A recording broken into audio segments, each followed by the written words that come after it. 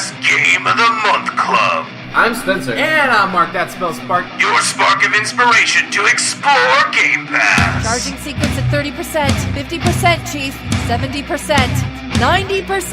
This is SparkPass. What's going on, everybody? Welcome to SparkPass, your Xbox Game Pass Game of the Month Club. What is going on, friends? My name is Mark, and I'm your favorite Planeteer, and I'm joined by a man who may not be Captain Planet, but he sure is my hero. Spencer, what's going on, hombre?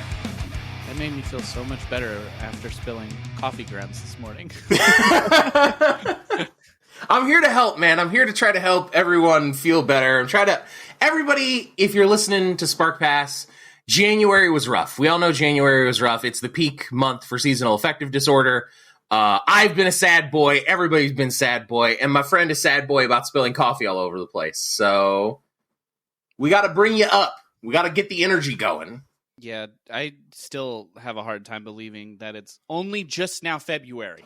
I know. It feels like it should be summer already, and we're in the midst of getting a freaking winter storm today. Yeah, I know. I mean, just even in game news alone, it has been an absolutely insanely wild month, right? There's so much. It just didn't stop. Yeah, it's a constant stream of shit. Obviously, we did 3 episodes last month, so that should tell you how busy January was for us here in Game Pass land. We hope you appreciated that. We hope you liked those episodes. I don't think the plan is to do that many going forward, but when Microsoft buys Activision, you kind of gotta change your game plans a little bit. Yeah, you kind of can't just not make an episode on that. You can't ignore that. Come on. You can't ignore that. You really can't ignore that. Oh, by the way, Sony bought Bungie. What the fuck? And apparently, according to the CEO of PlayStation, forgot his name off the top of my head. I'm sorry. Isn't it like Jack Ryan? No, that's an Jack action. Ryan, that's an action hero. that's a Tom Cruise movie. Shit. Yeah. He said to expect more of these, which I gotta say, I don't entirely love that this is where we're going. That this is just becoming the thing now. Yeah. I was mostly only on board with Activision Blizzard because both of those companies are just such fucking trash heaps at this point that hopefully Xbox could, pull them out. Right. But I'm not super in love with, every single developer getting bought up here. Well, I think it's worth, and I did a thing on Twitter about this the other day. I think it's worth noting that I think the people that are talking about, it's a gaming monopoly, I think those people are talking out of their ass. There's so many... Yeah, 100%. There's so many great independent companies still out there. There's still so many great independent publishers out there. Look at the shit that Devolver and Annapurna put out every year. Not everything Annapurna does is a hit, right? I mean, we all had our misgivings about 12 minutes or whatever it was. But by and large, there's still a lot of great indie games out there. There's still a lot of good AAA publishers that are independent from the platform holders. Like Activision and Bungie going into the first-party space, and it honestly doesn't even really sound like most of what they do that people care about is going into the first-party space. If they're keeping Destiny and Call of Duty multi-platform, that's the vast majority of it, right? Exactly. So, I don't know. I think the whole monopoly talk is a little bit overblown. But anyway, a little bit of a side diversion there to talk about the Bungie news. But there's a lot going on Game Pass, too. So you want to get into some Game Pass news? Let's do that. That sounds wonderful. That sounds grand. All right. So, as you know, we typically try to wait for the Megan Spur article. Shoutouts to base Megan Spur. Follow her on Twitter. And we've got the article. So we can actually do the thing that we like to do, which is check out the games that are coming to Game Pass this month. So I've got 3 that are coming this month, and then I've got an extra bit of bonus news that got announced yesterday. So it feels appropriate to get it in. The first game we want to talk about today is Crossfire X. That is coming February 10th only on console, worth noting. The only reason this game is on my radar, well, 2 reasons. One, this was supposed to be a launch game for the Xbox Series consoles. and ended up getting pushed back and delayed, and we didn't really know what was going on with it. They didn't outright announce it was getting delayed. They just sort of didn't put it out, and then it just sort of fell off the radar for a while, but it's back on the radar. It's coming out February 10th. The only other reason I bring this game up, because otherwise it does look kind of like a generic, first-person shooter multiplayer game. The single-player campaign was made in association with Remedy Entertainment, who you may know from Control and Alan Wake and things of this nature. So I don't know that Crossfire X is going to be going that ham, but if it does, I'm super into that. I love pretty much every Remedy game I've played. Yeah, I'm going to play it. 100%. I'm going to play it coming to Game Pass. I love my Remedy games. I'm a big Control fan, and Alan Wake is probably one of my top 5 favorite games of all time, and I'm dying for Alan Wake 2. I'm so ready. Yep. But this is coming from Remedy. I'm a big fan of everything that I've played from them, and just the world building that they can do. So I mean, I'm going to give this game a go for sure, 100%. Yeah, this is definitely one that I kind of want to give a try too. I definitely have been feeling the shooter burnout lately. I have definitely been feeling that. So I don't know that I'm going to hop on this one right away, but for sure at some point I am going to be checking this game out just because Remedy is a great developer. And I mean, they're not the primary developer, but they're the ones that are doing the story content, right? So, right. Hopefully that means it's at least decent, because you've got one great developer, and I don't know, I think it's Smilegate is the main developers of Crossfire. I think that sounds right. I haven't played any of their games, so I don't really know. So a little bit of mystery, a little bit of good, I don't know, it'll probably end up being a fun package.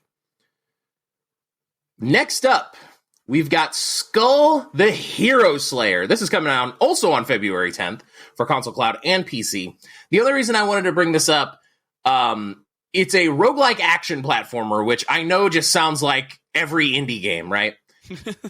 But man, this game's got some pretty ass pixel art. So many games go to either the super minimalist aesthetic or they go to the 3D aesthetic. They really took their time and made some good ass looking 2D pixel art in this game. This game looks gorgeous. This game looks great. I've been really into pixel art lately, so I wanted to bring this game up. But yeah, other than that, how many indie games can you hear with the phrase roguelike action game and keep your head up off of the desk from falling asleep? That number has been dwindling for years, Mark. I'm not going to lie to you. I feel like 99% of the time whenever somebody's like, oh, we got this new indie game coming out, either action or roguelite are somewhere in there, if not both of them. Yeah. It's definitely we didn't even mention the dreaded word Metroidvania. We didn't even get there. Oh my god, dude. Oh, Jesus. They just have a tick box for every keyword they could say. Yeah, I think so. I think that's how it works. How SEO can we make this? Right. And this isn't a knock towards indie game. Every game field has trends, right? Yeah. And they're following a trend, and you can't fault them for that. But this actually does look like a well-made, well-polished game. The next game on our list coming out in February is Ark Ultimate Survivor Edition. This is coming out on console, cloud, and PC. Ark has already been available on Game Pass, so this isn't urgent breaking news. Oh my god, you gotta go play this. But it was the base game, and they're basically now saying we're taking the base game off of Game Pass, and now we're putting the Premier Holy Shit Edition on Game Pass. So does that incentivize you to want to go play Ark at all, or is this just not in your wheelhouse? No, I've never wanted to play Ark. Mm-hmm. At any point in my life. Yeah, I had the brief moment of I went, game with dinosaurs, and then they said survival, and I went, I don't fucking care about this. Throw it into the sun, I'm done. Yeah, you're very much any game where you have to eat, I think, is just an instant pass for you. Yeah, look, man, I don't want to eat in real life. I got shit to do. I especially don't want to worry about it in a video game. This is the weirdest thing. Spencer and I have had fights over this for years, that my man's literally hates food. It is the most bizarre shit. I've ever seen in my entire life. Like, my man's just does not want to eat. If he could take a Jetsons future pill that was just the sustenance he needed for the day, he'd do it. And that's baffling to me. But Yep, I'd 100% do that. And the only thing that I would ever ingest is water and coffee. yeah, that's a great way to die. That's a great way to... Not if it gave me all the nutrients I needed, Mark. I'd be fine. What's the point of the nutrient pill? God damn it. You don't understand me. We're never going to be on the same page on this. Never in our lives. We're going to be old men in our 80s on the porch of some nursing home like, why won't you eat the pudding? I'm tired of it. God damn it. I'm old. I'm old. I'm dying. All right. Ark is a game that people like. Yeah. And if you dig that game, that's super good. Like, I'm glad that people have those games, but like, I've played some of those kind of games with friends, and they're okay with friends in private servers. But like, the second that I have to deal with all of like my resources and the nutrients, and if I'm in a public server, I have to worry about some asshole coming and killing me and destroying my whole base just because they got nothing else better to do. Nah, man, that's not for me. Yeah, that's totally fair. I only have so many hours to play video games, and them being stressful is not something that I particularly want. That is totally fair. So this one's a skip for me as well. I'm not a big fan of like Minecraft-y style games where you have to like craft your entire civilization or whatever. For me, it's not so much the upkeep and the resource management. It's that, I don't know, like maybe I'm just not particularly creative when it comes to video games. Like, I kind of just want to come in and do the best thing rather than like be told, hey, it's a sandbox, do whatever you want. Like, I am a big fan of the guided tour. There's nothing wrong with a cultivated experience that the developers crafted. And these very big, like, just here's a huge sandbox, go play. I often feel pretty directionless. So this is not my style of game either. Yeah, like, I think the closest that I can get with games like that, where you have to do a little bit of resource management and like build your base or your like your city up or anything like that, I can do like the Fallout 76 and Fallout 4 styles, because there's other stuff to do. Right. Like, there's missions to do along the way. There's quests. There's NPCs to interact with. And they're like, hey, if you go over here, you can get these resources, and that makes you build this. And I'm like, hey, thanks. I would have never figured that out. And then, like, the first time I played Minecraft, my friend was like, yeah, if you drag this here, you can build this. And if you get these things and put them in a smelter, you can do this. And I was like, dude, how do you know this? And he goes, oh, I read the wiki. And I was like, I'm out. I'm not trying to read a wiki to figure out how to play the damn video game. If your video game can't teach me to play the video game, I don't want to play it anymore. It's too much work. Like, I feel like at that point, I'm just back in school reading a damn textbook.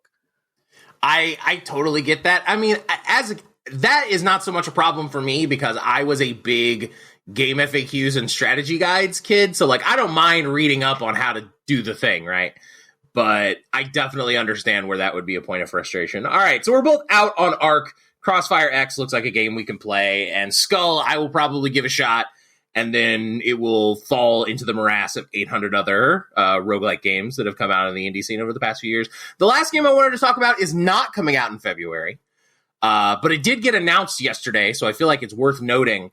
MLB The Show 21 did quite well on Game Pass. It was the first year the MLB games were on Game Pass, and it looks like that partnership is continuing. MLB The Show 22 is coming out to Game Pass day one on April 5th. Did you end up trying MLB The Show? I know you're not a big sports game guy. Did you end up trying the game? Because I actually think The Show is like one of the best sports games out there. It's really good.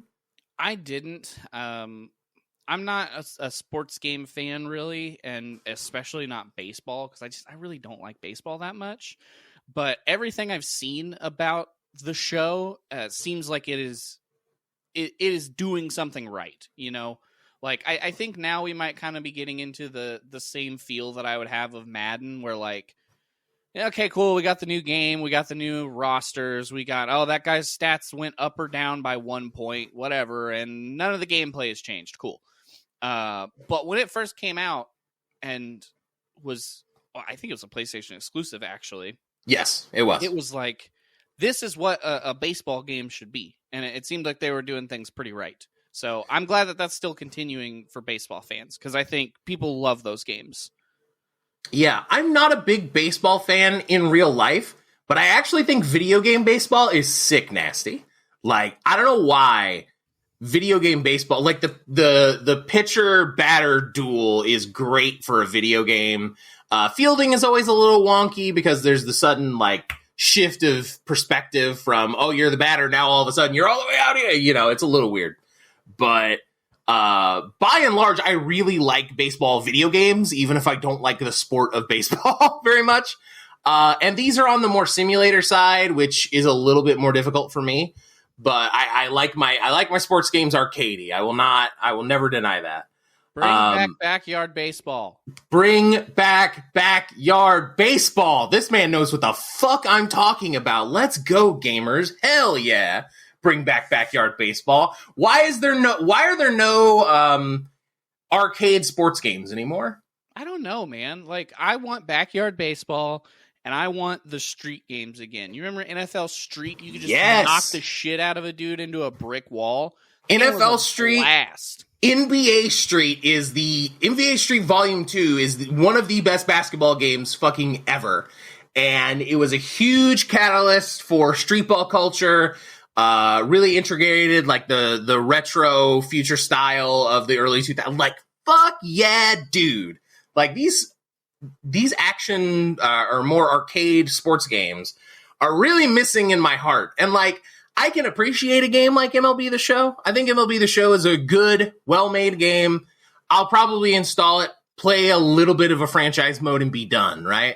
Yeah. But man, I am really missing that like goofy sports game. There's just not enough of those anymore, unfortunately. Yeah, like, and the only time I've ever enjoyed any form of a soccer game was FIFA Street. FIFA Street was also fun. Yeah, that game was great. I played the hell out of some FIFA Street.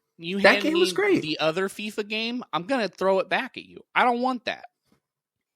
I don't want to open card packs for 9 hours and hope I get the right player to run up and down the field with. No, yeah. Give me street ball where everything is dumb, but fun. Yes. That's absolutely what I want to. And yeah, I kind of forgot I was about to defend FIFA for a moment, and then I forgot that they basically made the whole game Ultimate Team. I completely forgot about that. No.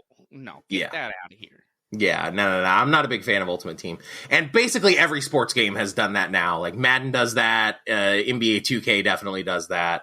I think there might be a version of that mode in the show, but it's not particularly heavily emphasized. Anyway. So MLB The Show is coming out in April. I'm glad that partnership is continuing.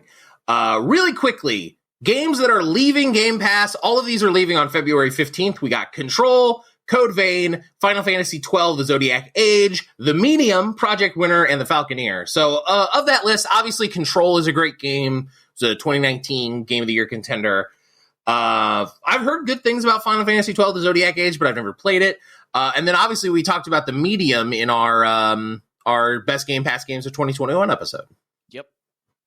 So those are all games worth checking out of that list. And it's worth remembering. And I feel like people forget this part. When games leave Game Pass, they're always like, oh, games left Game Pass. Guess I can't play it anymore. No, you dumb bastard. It's 20% off the month it leaves Game Pass. So if you want to keep playing that shit forever, you get a little discount as well. So this is the great thing about Game Pass, is that it's a great way to learn about games. And, Phil Spencer's talked about this, that it's like a great vector to actually buying games once they leave the service, like it inspires more sales. So that's good for Microsoft. But it's also great for us because we get to try out all of these games with our subscription, and then we get a little discount whenever it leaves the service. So, and I will say that Control, if you're a PC gamer, is on sale on Steam for $12. Okay, yeah. So you probably, compare your prices. But even if it isn't, if you didn't even get your 20% off whenever it leaves Game Pass and you had to pay the full $30 for that game, buy that fucking game, dude. Yeah. That game blew my mind. It's so good, and there's so much lore to unlock and unpack. 1,000% recommend you play Control. Yeah, absolutely. Control is a badass game. I also played it, and I also really enjoyed it. So definitely worth checking out. Wall of Control that someone painted me. That's how much I like that game. Yeah, no, Control rips. That game rules. It's a very good one. All right, let's get into our game of the month, because this is your Xbox Game Pass Game of the Month Club. We pick one game every single month to really break down and get into the nitty gritty. We want to get into the veins. We want to get into the core of the game and really experience it. I don't know where I'm going with this. The game we play is called the Gunk. I don't know where I was going with that. The game we play is, dude. Listen, you put caffeine in me at 10 in the morning on the day of a winter storm, and our anxiety is going to take us places. We're talking about the Gunk. It was released in December of 2021. This game was developed by Image and Form, who you may know as the developers of the SteamWorld series. If you've played SteamWorld Dig, I think is the most popular one. There's a handful of games in the SteamWorld universe. Really fun indie games, by the way. Highly recommend SteamWorld Dig 1 and 2, but they are the ones that developed this, and this is their first big game outside of the SteamWorld universe. Like, they wanted to try to make something different. And what they stumbled on is the Gunk, which is this sort of... would it be fair to describe it as a puzzle platformer? Yeah. Maybe like a light puzzle. I don't feel like the puzzles were very heavy into it. Like it wasn't heavily puzzle focused, and it wasn't any point where I was like, this puzzle is very difficult. You know what I mean? But there's definitely some, like, you got to figure out how to traverse, I would say.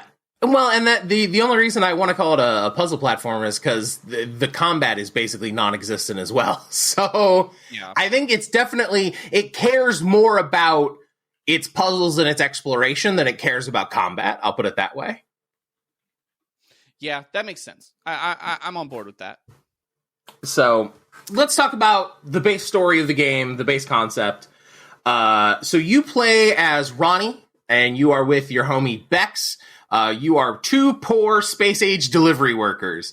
And you're basically out here trying to scavenge various things in the known galaxy, bring it back to make some cash. And they've fallen on hard times, essentially. They don't have any money. They're desperately out in space looking for something to make a little bit of scratch. And they stumble upon an energy reading, and Ronnie, being the enthusiastic adventurer that she is, wants to go explore and find it. You play as her, and you discover this pollution called the Gunk that is the sort of byproduct of this energy source. And the energy source potentially could make them a lot of money. But as they discover sort of the secrets of the world, they sort of discover, exploiting the planet for its resources bad and end up having to fight a great evil, right? So that's basically the baseline plot of the game. We were both kind of intrigued by this game just from seeing it in videos and stuff. What were your sort of baseline first impressions whenever you booted the game up? Because I do think the premise actually kind of worked for me. Yeah, I mean, it was a pretty fun little game. Like, it felt just different enough, but similar enough to games that I've played to, like, pull me in. You know what I mean? Yeah, I don't know. Like, I don't know. At first, I was kind of like, well, what the hell do I do? Is this all we're going to do? And then it kind of evolved a little bit more. I don't know. It did take a little while for me to kind of get into it. All right, I feel like this is going to be the first episode of SPARCPass where we really disagree on a game, because I did not like this game at all. Yeah. This game did nothing for me. So, and there's a handful of reasons for that, but I think the big one for me is that this game is begging for a sense of mystery and wonder. And the plot is really trying to drive that idea home, But for one, the plot is incredibly predictable and boring, and there's absolutely no mystery about it. And secondly, the gameplay is so... I don't want to say it's bad, because I think it's made well. I don't think... It's not broken. There's nothing, like, fundamentally wrong with how the game plays. But it's just kind of there... And it's just, to me, this game screamed mediocrity at me the whole time. It was like, this is fine. This is competent. This is like, sure, you made a video game. Good job. But it never grabbed me with the sense of wonder about this planet that it wanted to grab me with. It never grabbed me with, oh man, what is the gunk? What is this mysterious substance? Like, it never pulled me in. I don't know if you felt that way, but I never felt like the world grabbed me by the shirt collar and was like, look at this mystery. Like, I never got that feeling, and I wanted that feeling from this game so bad. Yeah, at most I maybe had it for like 10 minutes until we figured out what the gunk is. Like, when I first started, I was like, okay, well, why is this stuff here? What caused it to be here? And then they were like, it's pollution. And I was like, oh, okay, cool. You know what I mean? Yeah. Like it kind of at that point where I was like, okay, whatever. Yeah. And here's the other thing about this game is that, like, I think the plot itself is fine. I mean, we can go through the basics of the plot, but it's really simple. Like, Ronnie is bullheaded and Bex is pragmatic, and they argue about Ronnie running out into danger all the time. They meet an alien. The alien's like, the planet's dying. You have to save my planet. And Bex is like, we're out here to make money. And Ronnie's like, we have to save their planet. And then they argue, and then Ronnie almost dies and gets saved by Bex, because of course Bex isn't going to leave, because that would actually be an interesting change in the gameplay. Yeah, it's just so... I knew what the plot of this game was going to be, like, within the first 30 minutes. It was like, oh, okay, cool. So she's going to get mad at her. There's going to be a moment of like, oh, I'm dying. And then she'll come save the day. And then you beat the bad guy and you win, right? Like, I've played 800 of these games it really reminded me of like a PS2 era action platformer. Yep. My first thought when I started this game was a mixture of Crash Bandicoot and Ratchet and Clank. Yeah, it is very Ratchet and Clank. That's actually a great shout. I think the one I put in my notes was, it's Ratchet and Clank trying to be a Zelda game. Yeah, okay. I see that. Yeah. Like, it's a Ratchet and Clank game trying to be a Zelda game. I can go with that. And the reason I say that it's trying to be a Zelda game is because the vast majority of how you deal with the world is puzzles, and by puzzles, I mean buttons on walls, which the 3D Zeldas love that shit. The 3D Zeldas, especially like post-Wind Waker, like I'm talking like Twilight Princess and Skyward Sword and games like this, sort of the lesser well-received 3D Zeldas, go into this place where it's like, oh, hey, look around the entire room. I guarantee you there's probably a place where you can hit with your arrow or hit with your hook shot, or there's probably a wall you can bomb, or it's very predictable, right? Like, you walk into a room and it's like, okay, where do I need to use my item for this dungeon to clear the thing in this dungeon, right? Mm-hmm. The Gunk is a whole game of that, because you only have really your suction arm, and your suction arm sucks up gunk. Once you suck up gunk, it clears the area and it becomes like beauteous and full of nature again. And the only other thing it does is it sucks up these little seeds, these fruits, sucks those up. You can pull them off a vine, and then you throw it at a designated area, and that builds platforms for you to move on to the next area. So the entire game is just walk into an area, suck up the gunk, place becomes beautiful, pick up a fruit, throw it at a pond makes platforms, move on to the next area. That's the whole game. I mean, there's also the bomb sometimes. Did you say the bomb? There is also the bomb sometimes. Yeah, you can suck up a bomb, and the bomb will blow up things that are ugly and make them pretty again. Yes, that is also a thing. And they do, to give them a bit more credit, they do introduce some light combat. I would not describe it as combat. I would more describe it as annoyance.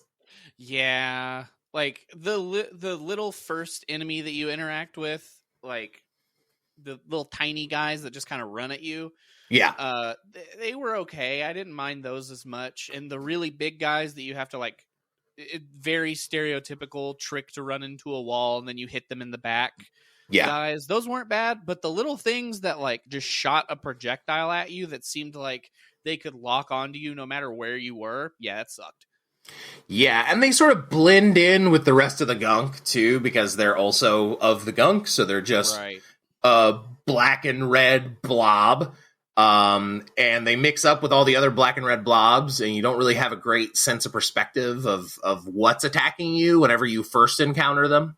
Mm-hmm. That was the only time I died in this game, by the way, was the first encounter with those little turret guys. The only time I had any remote trouble with the game at all was trying to figure out what in the fuck is going on with these guys.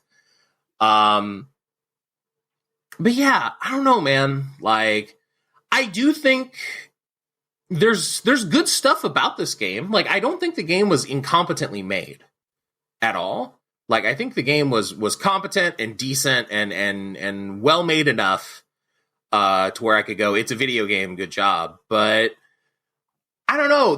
There's good ideas here. Like, I like the act of sucking up the Gunk with the suction arm. Like, that's fun. Mm-hmm. There's base gameplay mechanics in here that are fun. You know, the little bit of exploration is fun, and it opens up side paths for you to find, like, raw materials. By the way, did you notice, to me, I noticed there was a real big disconnect for me in the story of this game, where it becomes this very pro-environmentalist story, mm-hmm. and yet most of the gameplay is stripping the world of its natural resources. Yeah. Like, sucking up the Gunk rewards you with plants and flowers that you can then absolutely massacre and get their bits and use those bits to upgrade your glove. You're so right, dude. Like, that's exactly what happens. 100%. It's like, all right, we're going to save this planet because it's being destroyed. Look at that flower. It'd be pretty cool if I just, yanked it. It's true. Like, 100%. You're just like, if you're anything like me, you're just absolutely with abandon, just destroying the wildlife, just trying to find little bits of metal so that I can upgrade the suction on my glove. Like, That was so much of the problem of the game for me. It was just like, the story was just so one note. It was just there. Like, it was just like, polluting the planet is bad. Yeah. Okay. We know that. We've been talking about that for years. Do you have anything else to say about the problems with climate change and how we need to take care of our planet? Do you have anything interesting to say other than it's bad? You should protect the planet. No? Oh, okay. You're just saying it's bad. Okay. That's fine. Like, it's just so one-dimensional. Like, that's the thing that I really took away from this game, is like, it really just felt like we're doing one thing, and that one thing is, that one thing is fine. That one thing is there. And this game, to me, so desperately needed some sense of mystery, some sense of, like, you don't know what's going to happen. Some sense of danger, because this is supposed to be, like, this really dangerous, outlaw planet in the middle of nowhere that's been almost wholly consumed by this byproduct, this sentient waste, essentially. There's a cool idea of danger in there. They just don't express it very well. Mm-hmm. Yeah, and like, and I guess I just almost like never felt like the character was ever in danger. You know what I mean? Like, yeah, you're fighting these things, but I mean, most of the time, you're just kind of, sucking up the Gunk. And then Right. most of the time, like especially the little tiny enemies, I would accidentally suck them up while trying to clean the gunk. And like I would just suddenly the glove would be clogged and I'd be like, oh shit, there's a little dude on it. Right. Yeah, the whole like idea that you're in like no real form of danger, that really grabbed me whenever we first encountered the final boss, whenever we first encountered the gardener. Yeah. And he's like unbeatable, and you literally all you do in that room is just suck 3 screws off of an exit port and you run, right? That's all you do. And then they go into this whole sequence of Ronnie like walking through the wastelands dying after she's been beat to hell, and it's like, but we didn't get beat to hell? Yeah, like we're fine. Like yeah. Exactly. It really wasn't that bad. Like, she goes into this existential fucking crisis of like, what have I done to betray my friend Bex? And it's like, bro, you really did. It wasn't that bad. Like, you just left. You booked it. Yeah, you got away, and now you just have to, make your way back to the ship. Yeah, and like, yeah, obviously she's in a wasteland, so making your way back to the ship is tough. But like, so that's a dire situation. But at the same time, it's like, this game really wanted to drive that point home of like, Ronnie did a bad thing by not consulting with her friend and running into danger headlong. But like at the same time, even after she gets rescued, like I never really got the sense of the story they were trying to tell, which the story they were trying to tell is Bex and Ronnie are 2 diametrically opposed personalities who get into arguments with each other when Ronnie runs headlong into things, right? Yeah. And they never really sell the moment of, like, Ronnie runs headlong into something she can't deal with because, like, we dealt with it pretty efficiently. Like, there was no sense of danger. There was no sense of mystery. There was no sense of Ronnie being in over her head. I will give some credit to the game here. I did like the dialogue between Ronnie and Bex. I did think their dialogue and their interplay with one another was really good. Mm-hmm. I really enjoyed their sort of rapport with one another. I do think that was quite good. And while we're on the positives of the game, the art style's dope. Oh yeah, the game looks awesome. The way the gunk moves, like, I think this game was made in Unreal, and it very much feels like a like one of those Unreal tech demos you see of like a liquid floating in air and like all the movement that it does, right? Mm-hmm. It very much feels like that. And the gunk is very impressive looking. There's a couple of set pieces where the gunk is just like all over the damn place. Mm-hmm. And the game doesn't really suffer for it performance-wise, but it very much looks very impressive where, and it moves and it bends and the way that it acts like liquid in air, which is really interesting. And once you clear the gunk away, the environments are really nice. They almost have like this, how do I put it? Claymation almost kind of feel to them. They almost feel like it's not quite that, but like the world almost feels to me like it's made of putty. Like you could grab it and squish it into a big ball. Like that's the energy that I got from it. And it's really nice. It's quite pretty. Yeah. I think the gunk was probably the coolest part of the game. The way that it could move and like could slowly, suddenly close in around you, but you could just kind of, turn around and suck most of it in and it would be, dispersed enough that you could get away from it. And it just like moves like pretty fluidly, but real gross looking still. Mm-hmm. Like it doesn't look like it flows like water, but it isn't quite like rigid in movement. It's just like gross looking. Yeah. It's almost like, it almost kind of reminded me of how like Mercury moves. Yeah, I can kind of see that. Yeah. It's kind of similar to that. And it's really cool. I do think the gunk itself is like a cool villain. It's an interesting idea anyway. But again, it does very much turn into like this bad man capitalist guy tries to use all the energy to make planet more efficient, and it gets worse. Like, it kind of takes the agency out of the gunk itself a little bit and puts it on this guy in this very tired story. And I don't misconstrue me. I am very pro-environmentalism. We should take care of our planet. Expending our natural resources in unhealthy ways is bad. I'm not trying to like knock the message, because I think the message is fine. But I think it's just told in such a rote, standard, boring way that we've heard a million times from these kind of stories, and it doesn't offer anything other than shit you've already heard before.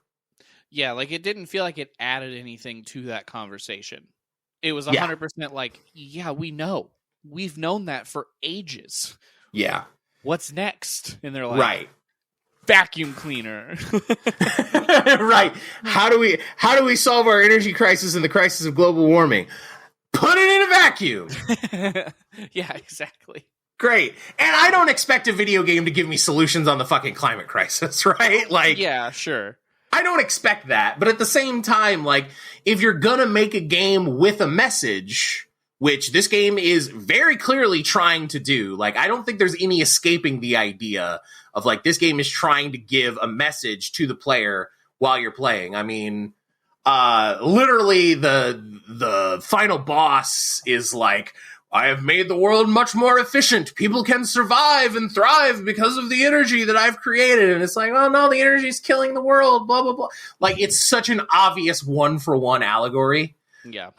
It's very clearly trying to say something about that. But to me, when a game is trying to do that, if it has something interesting to say, I'm totally with it. It's just this game didn't really have much of interest to say other than the basics of the idea, which is, you know, oil is slowly killing our world through natural gas emissions, through carbon dioxide poisoning. You know, like, it's shit we know. So it didn't really have anything to add. And whenever a game like that doesn't really contribute to the conversation in any way, it just sort of falls really flat and becomes sort of obvious, to me at least. Yeah, I'm pretty much on the same page as you with that. Like, the story just didn't really do a whole lot for me. Like, I almost think it would have been better if the gunk was like the whole enemy, and by the end of it there was a giant gunk monster we had to fight. Like, that might have been more interesting than, well, this one individual has ruined the planet. Yeah. And like, they try to, like, the aliens that are on the planet try to make it like, oh, well, we let him take over because it was convenient and comfortable. And there's a little bit of an interesting idea there, right? Where, you know, we humans have damaged the planet by making things that are convenient and comfortable for us, right? So, like, there's an interesting idea there that you could have explored more, but it's just, like, thrown in as a one-off dialogue line, and they don't really do anything with it beyond that. So, yeah, the story of this game did stone cold nothing for me. The gameplay was, like, fine. It was competent. Did you break the game any?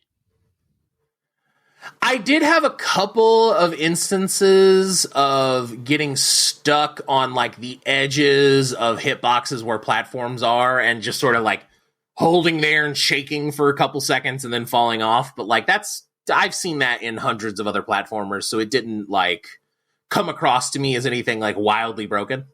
I got stuck in the air constantly.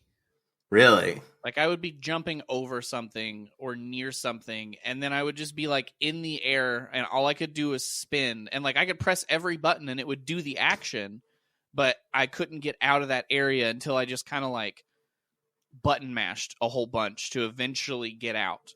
I think I did end up having to restart the game one time because I was so stuck. Damn, I never got that stuck, no. Damn.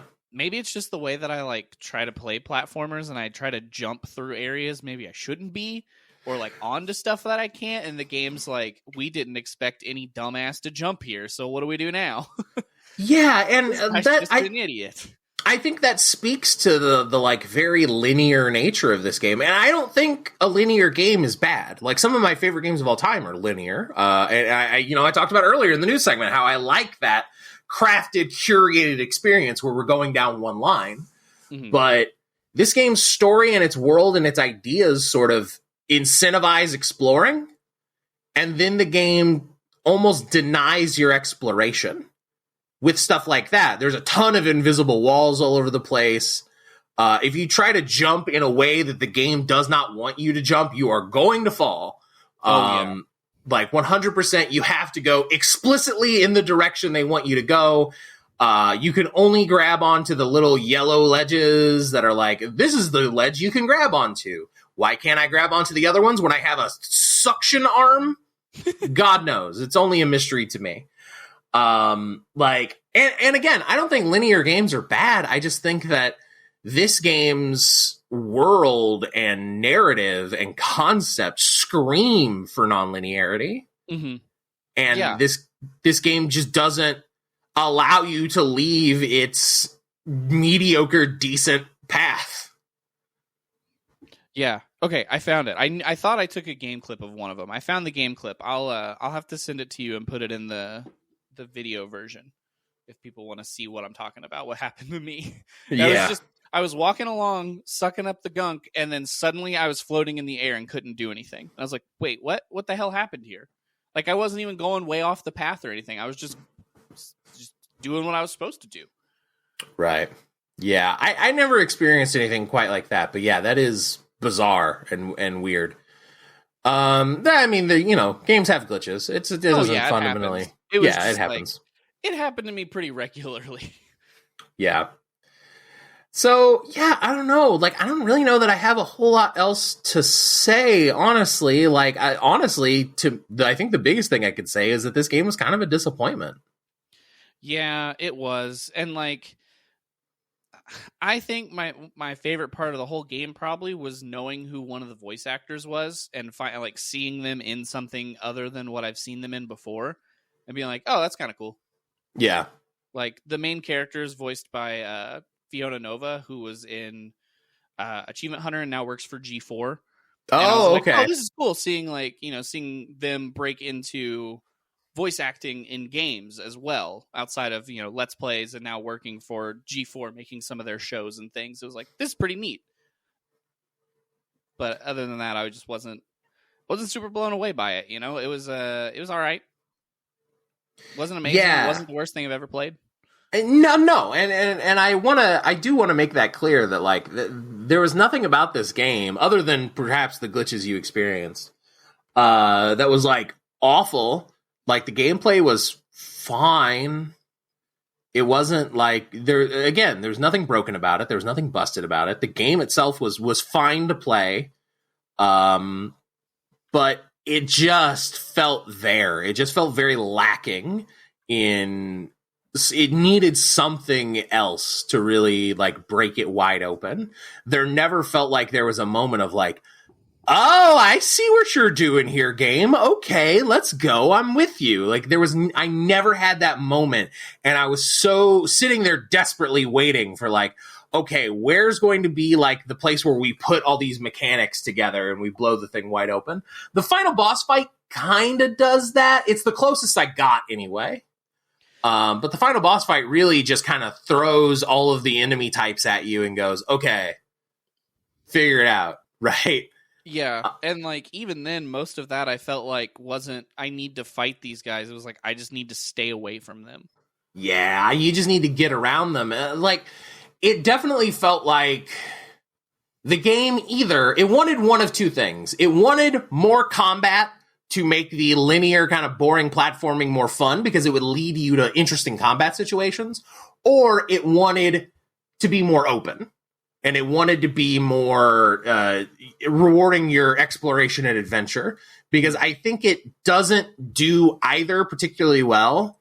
And I think if they had picked one or the other and leaned into it and said, there's no combat and everything's rewarded by your exploration, or it's this linear game where there's a lot of interesting combat with the gunk, I think either of those games could have been really great. But they kind of do a little bit of both, and I don't think either lands particularly well. Yeah. Yeah, I'm of the same mindset of that, really.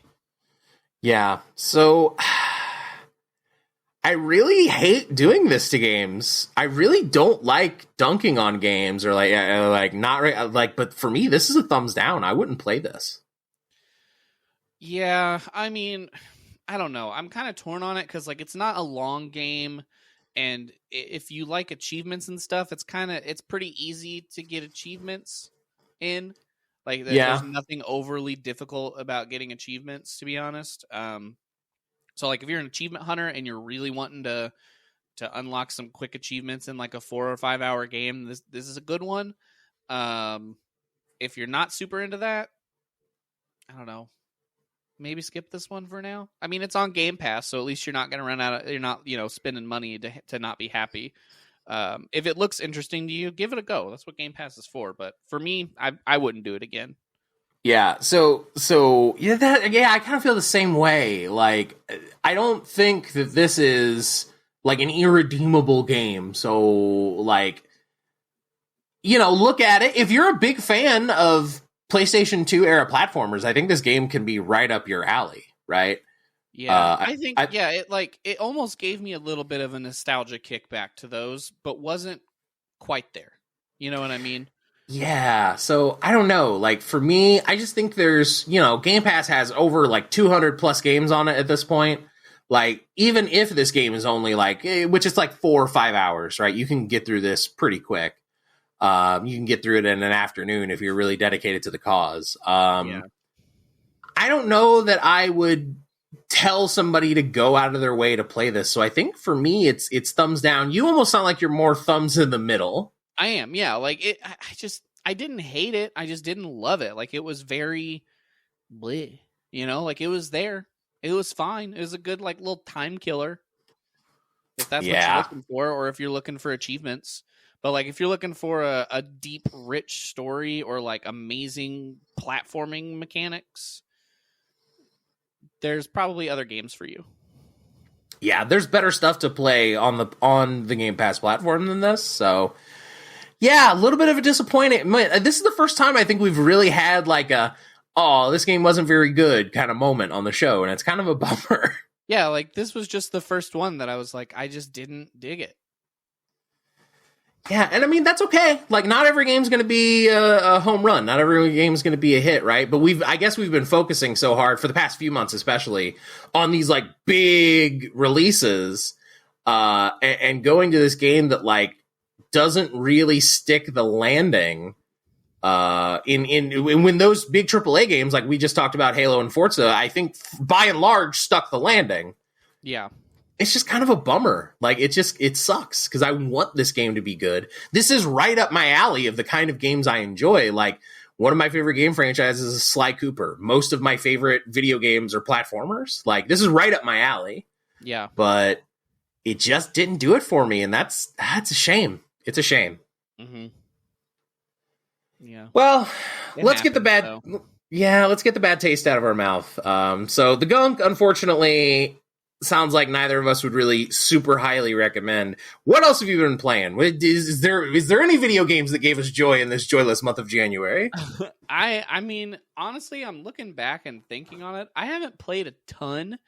I've still been working through Mass Effect on my stream. How is that going? I finished the first one kind of by accident. Okay. I accidentally got to one of those points of no return that we run into in games, especially like an RPG game, and didn't realize that's what it was. And then suddenly I was in the final boss fight and I was like, well, I guess I'm not doing those side missions. Oh, well, too late now. Right. And working through Mass Effect 2 now. I am trying to finish building out the team, and doing all of like their side missions that they're asking me to do. Because like each person that you recruit for your team essentially is like, I have this thing that I need help with. Can you please help me? Even though we're trying to save the world. Right. So I'm working on those, and it's still fun. It's good. The combat and like that, the entire combat system is so much better. in Mass Effect 2. Like, it is a night and day difference Oh from yeah. the first one, and I'm so happy because the first one was rough. Yeah. So our friend Liz loves Mass Effect. It's her favorite game franchise, and she desperately tried to get me to play these games for a long time. And I finally did it, and Mass Effect 1, just like the combat is so clunky. You can definitely feel like this game was built off of the bones of Knights of the Old Republic, and you can definitely feel those old bones creaking as this game tries to be more of a third-person shooter, but still has the bones of Knights of the Old Republic. You can feel them just ache and creak. Like, it's not great. The world is still fun. Like, I like the world of Mass Effect, but I've never been able to get into these games because the first one is very much a chore to get through. And I've tried to skip to the second one, and it just never really, it didn't click because I didn't know what the fuck was going on because I missed all of Mass Effect 1. Yeah, and I don't know if they had, I'm assuming they had this in the original Mass Effect 2, but they had a really cool, like, comic book sequence at the beginning of 2. Where it gave you a rundown of what happened in the first game, and you could choose the choices you would have made in the first game. Yeah, that is true. That is the thing. A cool way to get back to it, like, especially if you just can't get through the first game, because it was a slog. I'm not gonna lie, it was rough. Like, especially the missions where it was like, okay, you have to land on this planet and drive this god awful vehicle around. Oh yeah, the car is bad. Yeah. Yeah. That was probably the worst part for me, outside of the combat being a little janky. 2 has been better for the most part. There are parts of it that I'm not like super in love with.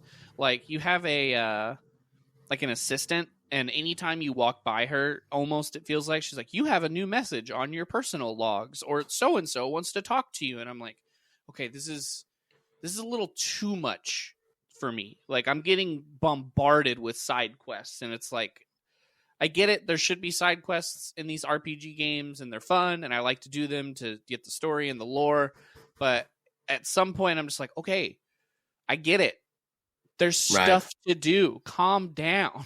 Yeah, I get that. But yeah, it's good. I'm enjoying it. I'm very glad I'm playing through them.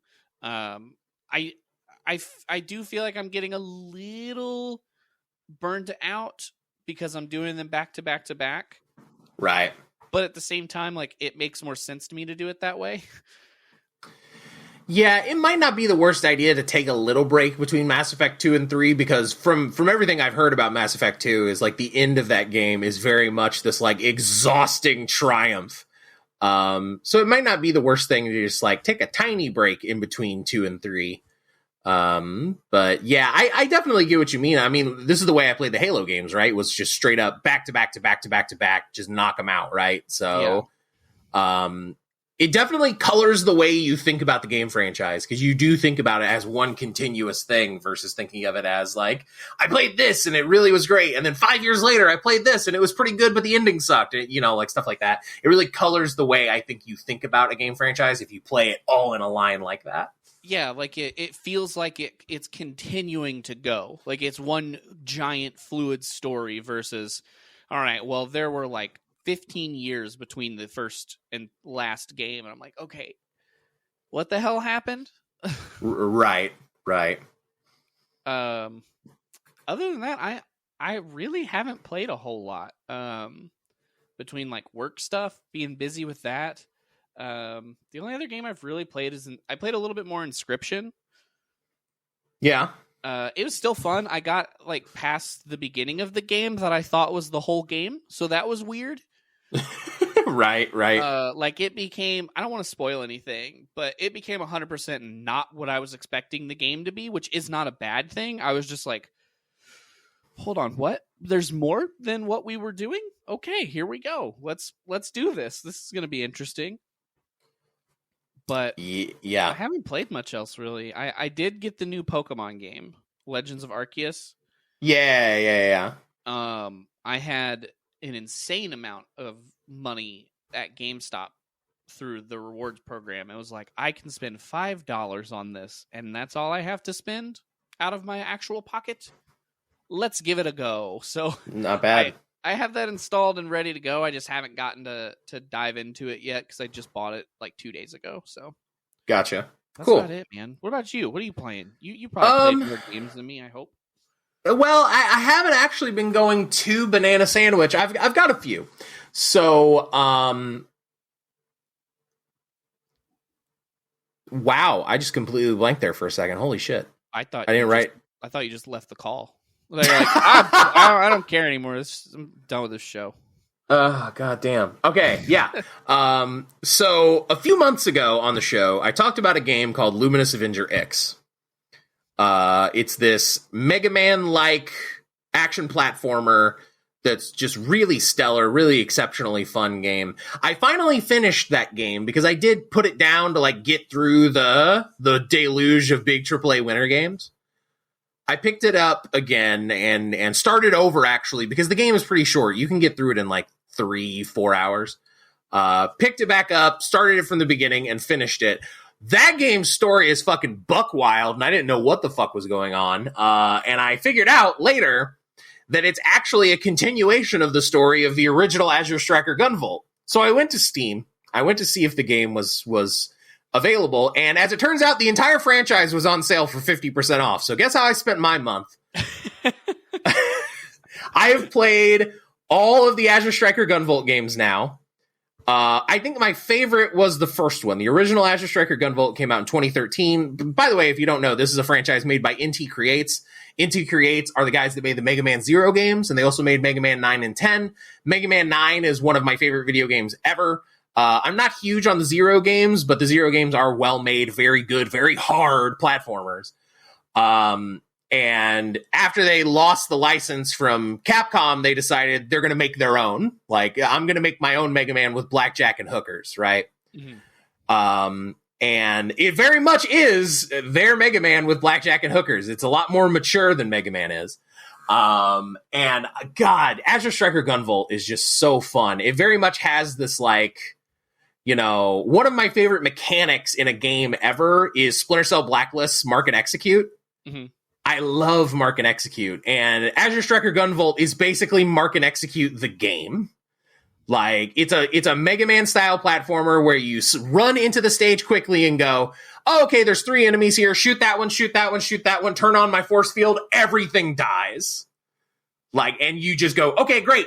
Move on to the next area. All right, cool. There's a platforming thing. I got to get up here. I can use my force field to float, get up on this, wall jump off this. Oh, I picked up the collectible. Great. Awesome. Shoot this guy, shoot this guy, shoot this guy, force field. Everything dies. Like, it very much just has this awesome, fast flow, this tempo of like, in normal Mega Man games, you can get into this sort of slow, grindy slog of like, okay, to solve the puzzle of this stage, I got to jump twice, jump, shoot this, jump, get this, work very slowly, and it's almost more meticulous, mm-hmm. Which I like, which is one of the things I like about it.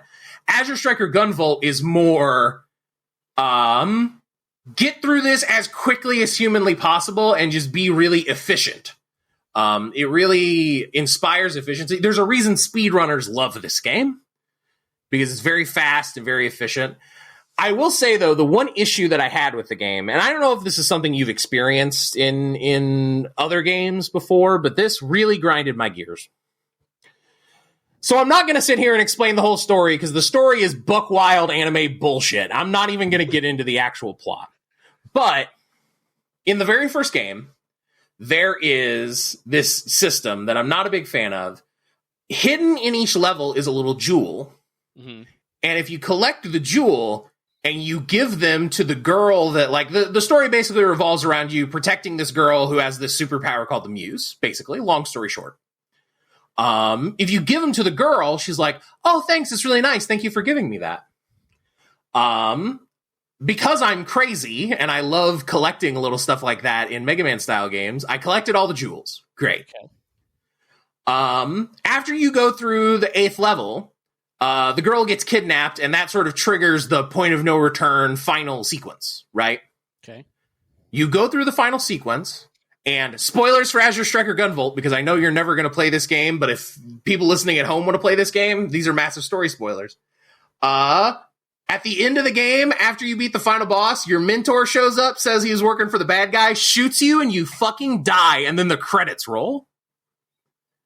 And I'm like, yo, what the fuck just happened? And it's like a legit credits roll. You can't skip it. So you go through the credits, you have to reload your save, and then you're back in the house with Jolie, and it's like, and Gunvolt is literally like, what, I died, but I died though. And then it's like implied that the muse turned back time or whatever. But the way you're supposed to prevent that is by giving Jolie all the jewels, and then she makes this necklace for you, this like pendant, and then the pendant protects you from dying to the gunshot. Well, I collected all the jewels, and I still had to go through the bad ending, and then time reset, and then you're allowed to make the pendant and get the good ending. So, like, why wasn't I allowed to make it before and just avoid the bad ending altogether so that I didn't have to play through the final sequence twice? It was just very annoying. I hate that, and I didn't even play it. Yeah, like, it's that just sounds super infuriating. Like, I don't know. I don't know if I like that as a mechanic in general of like collect all of these things and then you can get the quote unquote good ending. But then to make it to where you have to finish the game with the crappy ending anyway, and then go back and be like, oh, by the way, I could have saved you if I built that necklace. And it's like, well, why didn't you do it before? And she's just kind of like, I don't know, I just didn't. Well, I mean, the implication is that she got kidnapped, right? So she couldn't make you the necklace, but like, fucking whatever. Like, it would not be that hard for you to build two versions of that kidnapping cutscene of like, the first one is like, oh, you got all 8 jewels. I made this for you. It's very nice. And then she gets kidnapped. Like, there's no reason they couldn't have just made 2 different versions of it. I don't know. There's a reason that in the speedrun mode, they just eliminate that entire sequence entirely. They just let you play through all the levels in order. How difficult were those jewels and stuff to find? Are they like pretty obvious? They're not hard. No. Okay. There's one where you have to, the only one that was kind of difficult, was this one where you had to break a series of blocks in a particular order. And if you broke them in the wrong order, a box would fall on top of the jewel that was unbreakable. So you'd have to like reset. Ugh. I hate that. Well, there's a checkpoint right before it, so it resets you right there. So it's not that bad. Not too bad then. It's still kind of like, oh no, I don't want to do that though. It's not that bad. But other than that, most of the rest of them were like, if you are doing anything other than gunning straight through the level in a straight line, you will find them. They're not hard to find. Okay, that's not too bad then. At least that's better. Yeah, I thought the mechanic itself was fine. I was just frustrated that I collected all the stuff the first time through, and I didn't get the reward until I slogged through. The other thing about the necklace is that you have equipment slots, and your pendant slot, your necklace slot, is the one that gives you your prevasion. Prevasion basically means if you have energy left, you won't take damage from attacks until your electric energy is gone. So you have to replace the pendant that you wear that gives you your prevasion with this pendant that does nothing other than prevent you from dying in the final cutscene. So you have to go through the final boss fight while taking normal damage, and that sucks. It's not great. It was a fun challenge, though. It was an interesting challenge. Basically, they wanted you to like go through the final boss on like a hard mode, essentially. And then they give you an extra bonus boss fight that is sick nasty. Like, I was a little bit annoyed and frustrated, and then I went through that final boss fight, and I was like, fuck it. You fixed it. It's cool. The fight with Asimov is fucking sick. It's so good. Like, one of my favorite Mega Man style game boss fights I've ever done. It's godlike. It's so good. All right. I'm just trying to think how I would react in that situation of, like, you died. Like, you went through this whole game, and the game ends with you getting shot, like, motherfucker. Yeah, you would not react well. Like, knowing how you've reacted to other games where, like, you didn't get the quote-unquote good ending, I don't think you'd react particularly well to it, honestly. I think you'd pick up the game and throw it in the trash. Yeah, like I think my first thing would be I would Google it, very angrily Google it. Like I'm like beating my keyboard to death trying to Google this information. And then if I found out that that's how it goes, I'd be like, all right, well, fine. I'm gonna go through it so I can figure out what the ending's like, and then I would uninstall it and never play it again. Yeah. Well, it wasn't that big of a frustration point for me, obviously, because I went and played the second game, and the second game is not quite as good, but also quite good. And Luminous Avenger X2 came out a few days ago. I haven't gotten to play much of it yet. I basically got started on it, and I haven't really gotten to play it much outside of getting started on it. So I'll have more to report on that next month.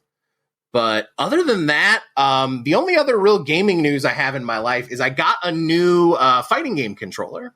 Ooh. I got this device called the Snackbox Micro. If you're not familiar, what's that? Snackbox? The Snackbox Micro. All right, I'm in. I'm into it. It's made by a company called Junk Food Arcades, so they theme all their names after like food. What a cool company name. Yeah, it's a good name. I like that. I like this theme that they're going with. I dig that. That's pretty cool. So basically, if you've never seen what's called a hitbox before, you've seen like a standard arcade controller with like, there's a joystick and there's usually 6 to 8 buttons on the side. Yeah. Basically, if you've never seen what's called a hitbox or an all-button controller, basically they replaced the joystick with 4 more buttons. Where there's a button that you press to go left, one to go down, one to go right, one to go up. So instead of like rotating an arcade joystick, it's almost like it's very similar to playing a fighting game on a keyboard, which a lot of people do, which I think is lunacy. But a lot of people do it. And so they basically made this controller to be like, okay, if you like playing on a keyboard, but it's more ergonomic and the buttons are bigger and it's not quite as like painful on your hands. Cause I've tried to play on keyboard before and I found it was really painful on my hands. Yeah. This is basically just like a nicer, more ergonomic version of playing like that. And I have found it to be so much fun and like a great way to re-experience fighting games that I've played before because I'm doing it in a new way with this sort of new challenge of a different input device that I'm trying to learn. And I actually think in a lot of ways it's more efficient than an arcade stick. I think it actually, like my inputs feel a lot cleaner and it feels a lot nicer to use. So I like it. This was my Christmas present to myself. So Merry Christmas to me. I finally got it a couple weeks ago. So I've been playing with that a lot. So re-exploring my fighting game catalog. We've gone over my fighting games a million times. Guilty Gear Strive, Grand Blue Fantasy Versus. Played a lot of Garo Mark of the Wolves, which is a fighting game from 1999 made by SNK that fucking rules. Been playing a lot of that lately. But yeah, that's really about all. Is like once I got this in-house, like I played through all the Gunvolt games and then I got the arcade stick in-house and I was like, well, there's the rest of what I'm talking about on SPARCPass. Yeah, I was kind of curious, like how the movement works with that versus the stick. Like, does it feel limiting in any way? No, not really. I feel like I can do more or less everything that I can do on an arcade stick. The one exception to that is for grappler characters like a Zangief in a Street Fighter. You have his like command grab, the big pile driver or whatever. Mm-hmm. That's done by spinning the stick 360 degrees. Yeah. That's difficult to do on this because you almost have to like roll your fingers from like left to down to right and then let go of left, let go of down, let go of right and or hold on to right and press up. Like it's a little difficult, right? To get the feel, the vibe on that. Yeah. But everything else is pretty straightforward. I mean, like a quarter circle motion, which is the vast majority of what you do for most special moves, is literally just press down, press right, let go of down, hit your button, right?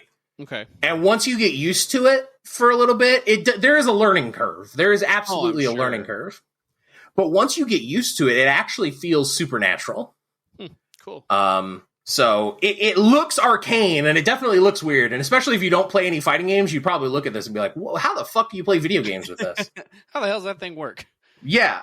But once you actually, get your hands on it and try it, I actually think it's quite good. So. Cool. Interesting. yeah, so that's been my gaming life. And speaking of our gaming lives, it's about time to let our audience go back to their gaming lives. But we want to talk really quick about the game we're playing next month. Next month, we are playing a game that was recently added to Game Pass in January.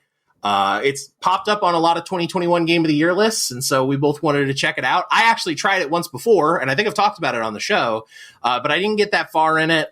Just sort of fell off for me. Other games got in the way. Death's Door is the game we're playing next month. Very excited for that one. Again, it was a game that I wanted to try before. It's definitely got that sort of like Zelda top-down adventure vibe that I'm into, but I didn't really get that far through it, so. Yeah. I know practically nothing about it other than everyone who's played it has loved it. So I'm going in pretty fresh on this one. I am really curious as to what you're going to think of it, because I think you could either really love it or really hate it, and I don't really know either way which way you're going to land. But we're going to find that out next month. Anything you want to hit them with before we're out the door, Spence? I want to do a little plug, if you don't mind. Are you okay with that? You go for it. That? Okay, so you guys know that I stream on Twitch at twitch.tv/MPICreates. That's where I stream. My birthday is this month, so if you're listening in the month of February, Saturday the 19th, starting at 10 a.m., I'm going to stream from then until I just don't want to play anymore. Just to have like a fun birthday celebration with my gaming friends. So if you guys want to come hang out, I would love that. There's no like pressure to like subscribe or, you know, give me money or anything. I just want people to hang out and enjoy video games with me, because what else am I going to do on my birthday in the world we live in? Yeah, it's very true. Please come enjoy me playing video games, probably poorly. You'll get to laugh at me, be bad at them. It'll be fun. I'm probably going to have some like goals to reach if people do subscribe and various things like that. But again, the whole idea is I don't want people to feel pressured to do it. Like I've done, and I've seen people do like the subathons where it's like you have to sub and then I add like 15 minutes to the stream or whatever. And like, I don't want to do that. I just want to hang out and have fun. And if people feel like it, that's cool. You give me your Prime sub for my birthday or whatever. Like, that's fine. If not, cool. Watch me play video games and tell me your favorite video game. Right. Yeah, I've done something similar in the past where like, I usually cap it. I usually keep it at like a 12-hour stream, but I'll spend my whole birthday just hanging out with people in Twitch chat. And it's a lot of fun. I hope you have fun with it, because it is always my favorite stream of the year. Whenever I was streaming regularly, it is always my favorite stream of the year to just sit and hang out and drink some drinks and hang out with my friends for 12 hours. It's always a ton of fun for me, and I hope you have fun with it too, man. Yeah, exactly. That's the goal. All right. So I hope you had fun. I hope you had fun listening to this episode of SPARCPass. If you'd like to keep up with us in internet land, you can follow us on Twitter at SPARCPass. You can watch the SPARCPass Daily News on Instagram and TikTok. We have devolved into going on to the Clock app now. So welcome aboard to the SPARCPass TikTok. You can keep up with us in any number of ways. You can also email us, sparkpass@gmail.com. If you have any thoughts on the Gunk, or you have any thoughts on the game that we're playing next month, Death's Door, please do send them to us in email or in a DM on Instagram or TikTok, and we will gladly read your comments on the show. So until then, everybody, thank you so much for your time, effort, energy, and attention. And we'll see you next month. Upon the door of death! Ding dong, ding dong. I feel like the guy at the end of like a Bring Out Your Dead kind of. You know what I'm talking about? What am I talking about? The Black Plague, like a black. What's that? You mean like Monty Python? Yes, thank you, Jesus. I'm not dead yet. I am not dead yet. I'm still dying. Bang, bang, bang. Bring out your dead. We'll see you at Death's Door, everybody. Take care.